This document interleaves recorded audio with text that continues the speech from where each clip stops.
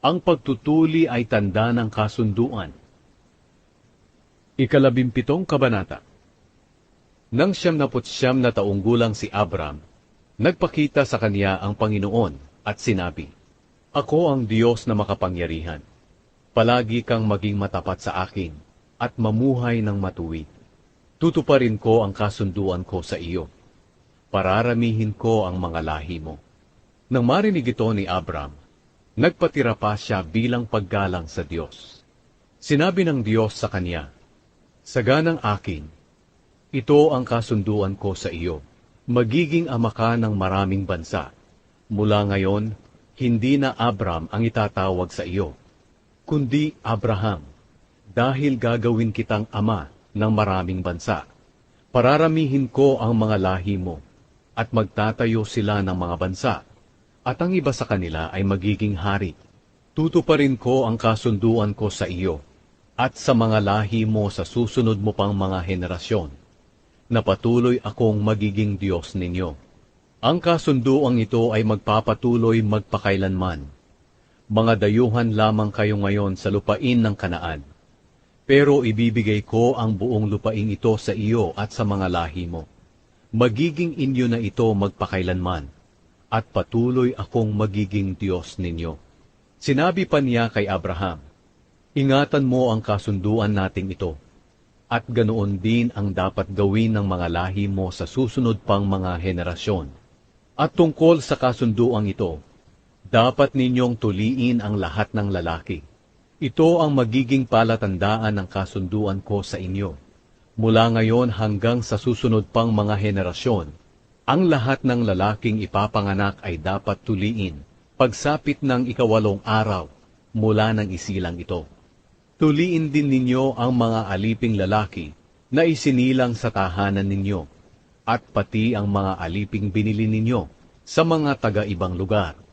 Ito ang palatandaan sa katawan ninyo, na magpapatunay na ang kasunduan ko sa inyo ay magpapatuloy hanggang wakas. Ang sinumang lalaki sa inyo na tumangging magpatuli, ay huwag ninyong ituring na kababayan, dahil binaliwala niya ang kasunduan ko." Sinabi pa ng Diyos kay Abraham, "Tungkol naman sa asawa mong si Sarai, hindi mo na siya tatawaging Sarai, kundi mula ngayon ay Sara na ang itatawag mo sa kanya. Pagpapalain ko siya at bibigyan kita ng anak sa pamamagitan niya. Magiging ina siya ng maraming bansa, at ang iba niyang mga lahi ay magiging hari." Nang marinig ito ni Abraham, nagpatira pa siya bilang paggalang sa Diyos, pero tumawa siya sa kanyang narinig. Sinabi niya sa kanyang sarili, "Magkakaanak pa ba ako na nasa 100 taong gulang na? At si Sara, mabubuntis pa kaya siya na nasa 70 taong gulang na?" Sinabi niya sa Diyos, "Kung ganoon po ang mangyayari, naway pagpalain niyo rin po ang anak kong si Ismael." Sumagot ang Diyos, "Ang totoo ay ito, ang asawa mong si Sara ay manganganak ng lalaki, at papangalanan mo siyang Isaac.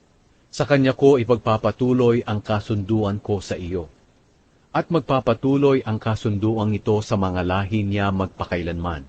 Tungkol naman kay Ismael, narinig ko ang kahilingan mo para sa kanya. Pagpapalain ko siya, at bibigyan ng maraming lahi. Magiging ama siya ng 12 pinuno, at ang mga lahi niya ay magiging mga tanyag na tao. Kaya lang, ang kasunduan ko sa iyo ay tutuparin ko lang kay Isaac at sa mga lahi niya. Ipapanganak ni Sara si Isaac sa ganito ring panahon, sa susunod na taon." Umalis ang Diyos pagkatapos niyang sabihin kay Abraham ang mga ito. Sa mismong araw na iyon, tinupad ni Abraham ang iniutos sa kanya ng Diyos. Tinuli niya ang anak niyang si Ismael at ang lahat ng lalaki sa kanyang sambahayan. Ang mga aliping isinilang sa tahanan niya, at ang mga aliping binili niya.